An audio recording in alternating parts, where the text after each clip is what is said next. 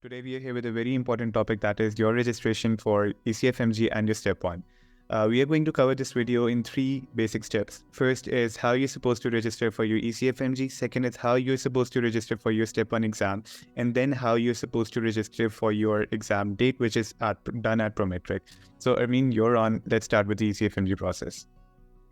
Okay, so we are going to start off by doing the ECFMG registration first of all. So the first step that you need to do is open the ECFMG website on Google.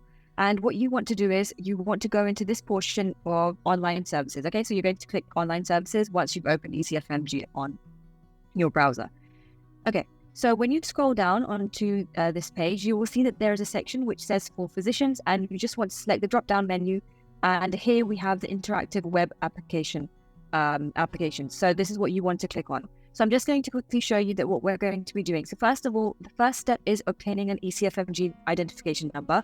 Then you are going to be completing the ECFMG certification and you are going to be submitting Form 186. Okay, so that's the second step. After this, you are going to be applying for either your Step 1, Step 2, your Step 1 examination. We are not concerned with this. You don't need to worry about that. And that's it. That's those 3 steps. After this, you will receive a scheduling permit, and then you can either extend your eligibility period, but we'll get onto that later on. So you want to click onto this interactive web application portal. Then the next screen that you will see is this. Now, this is the login portion for the ECFMG portal, and what you want to click on is if you've never been issued an identification number, and you want to click here so you can start your registration process. Right, so the next step, you'll fill out your biographic information. It's going to ask you lots of questions. Please make sure you do this properly, double check the boxes, and make sure that you fill out the details correctly for your online online login. Match them with your passport if that's possible. Yes, you want to make sure that your details do match with your passport. Okay, so once you've submitted your online application and you press submit, what's going to happen is after about 3 to 5 working days, you're going to receive your USMLE ID in your email. So you want to keep checking your emails, check your junk folders, check your spam folders if you don't receive them. But usually it comes within 3 to 5 days, and you will receive your login and you'll have to log in and change your password for the first time. Okay, so once you've logged in, what you want to do is you want to click on this portion here which says submit an application for ECFMG certification. Okay, so that will show up. Okay, so this is where you begin your application for your ECFMG. Now, what this is, it's divided into 2 parts. So the first part is an online part here, which is the application form, and the second part is your notary cam verification process that they do. So there's 2 things that we're going to be doing. This portion here is the online application. So let's see what you want to do for this. Right, so you press begin, and then you go through this document and you fill in all the details that are requested. Again, try and make sure that they match the ones on your passport and double check all of those, all of the information that you submit. Right, at the end, once you've filled in all of the details, you will see a page which looks like this. And here you are going to be submitting your $150 fee for your ECFMG certification. You can pay by a credit card or an electronic card, but at the end of the application, this page will come up and you pay for your ECFMG certification fee here. Okay, once that's done, the online part of this form is now complete, and you're moving on to the second step, which is your notarization and your Form 186. Once you've paid for your certification and your registration, you will have this portion here come up, which is Form 186. You can click on this and it will download the form in a separate document and just save that onto your computer. Okay, so this is what Form 186 looks like. Now, what Form 186 is, it's a document. I'll show you the second page, which looks like this. And what happens is during your notary session, you have to sign this document, upload a picture of your passport, and then they also verify to make sure that this is you who is applying for this application, right? So this is what the document looks like. Now, what you need when you're doing your notary cam, application, you want your Form 186 to be downloaded on your laptop. You need a picture of your passport in color to be scanned, and you need a computer with a webcam. So this is the requirements that you need before you fill out that process. Okay, so make sure you have this form saved. Now, what you're going to do is after you've downloaded this form, we are going to go to this website here, which is your Notary ECFMG, and I'll show you what the page looks like. So you go onto your notary cam link, and this is what you will see. Now, here is what you're going to do is you're going to create an account with Notary Cam. So you press next, and again, you add in all of your details here as well. Right, so this is the important part. What you're going to do here is you have to upload a copy of that Form 186 onto this page here by clicking Choose File. And then you have to also upload your passport ID card onto this form as well when you're doing this. So make sure that it's a colored copy, and you have to attach both of these documents onto this page here. Right, now let's move on. Once you've submitted those things, what's going to happen is NotaryCam is going to send you an email with a link and a date for when they can do your notarization session.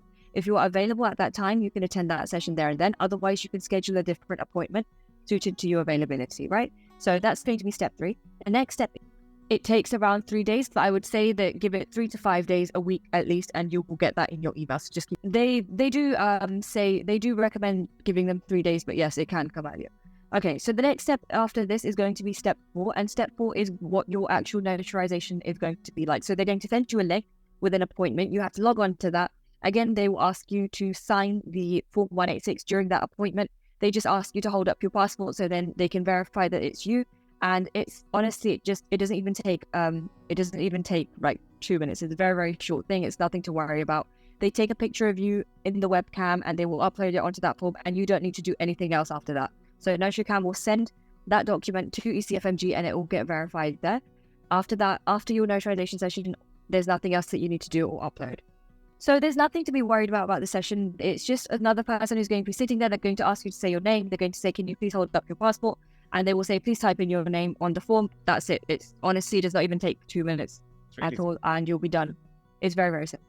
Okay, so next, this is step 5. Once your session is complete, the notary will transmit the form to your ECFMG, and there's nothing else that you need to do. Okay, so when you log in back to your ECFMG online portal, you can see that the certification of identification form, in other words, this is what Form 186 is, by the way, the certification of identification. Once they've received it, it will have a date here, and then it will show you the processing status, and you will get to know once they've received it from Notary, and all of that will be available to see here. Okay, so that's everything that you need to do for the ECFMG certification. Again, it's a very, very simple process. Don't be alarmed by anything.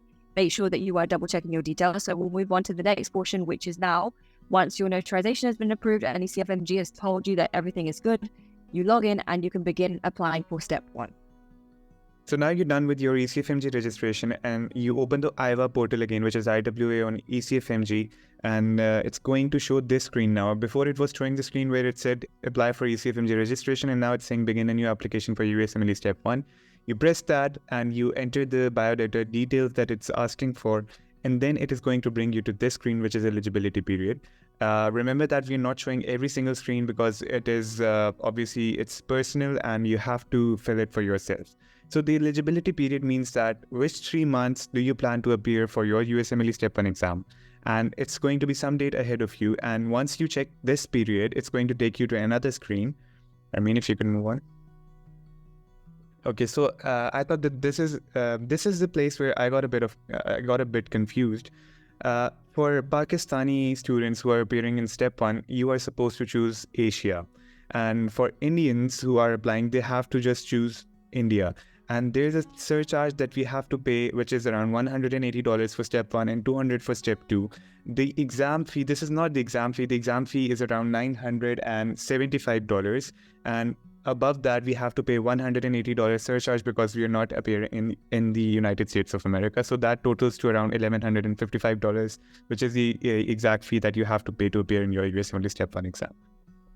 Okay, here you're supposed to select, are you a graduate or not? So if you are appearing in your 4th or final year of medical school, you are supposed to choose the first one, which means I'm currently a student officially enrolled in a medical school, and that they are going to confirm with your medical school after you have paid the fee. So once you're done with everything, they are going to show you the summary of what you have filled in, and after that, it is going to show you the summary of the fee. And you have to pay $975, which is the exam fee, and $180 is a surcharge that you are paying just to appear in your home country. So now you're going to receive your scheduling permit on your email, and that scheduling permit is your document which shows that you've already paid your examination fee and you're done with all the steps, and now you can book your exam date. That scheduling permit will show you what you're supposed to do next. It will show you a link that will direct you to the Prometric website. Now, Prometric is the organization that conducts the examination in countries outside the USA. Even in the USA, they conduct the exam. And step 1, step 2 is taken by the Prometric. They're just the conveners of the exam. So they will direct you to the Prometric. This is the third part of our video, where we tell you how you're supposed to book your exam date. They will direct you to Prometric. You will enter the scheduling number that has been provided to you on your email. It's going to display you your name and all the details. According to your region, you will select the exact examination center that you want to appear in, and then it will show you the available dates. You're supposed to select one of the dates, and that date that you select, they are going to email you with an appointment confirmation, and they will tell you what you're supposed to bring with you, but roughly it is your passport and your scheduling permit and a printout of this email, the appointment confirmation email. This is free of cost, by the way. You have already paid for your exam fee. Now, I think you must know that if you want to reschedule or cancel your exam after you have chosen your date, you don't have to pay a surcharge if you're canceling 46 days before your exam date. The closer you cancel or reschedule your exam, the more the surcharge you have to pay. Okay, so this was a short video on the ECFMG certification process. I hope that it's been clear throughout. We did try to divide it into 3 categories, one being the registration process, the second being booking of the actual exam, and the third being registering and finding a date on Prometric. And these are the basic steps that you need to follow in order to do so.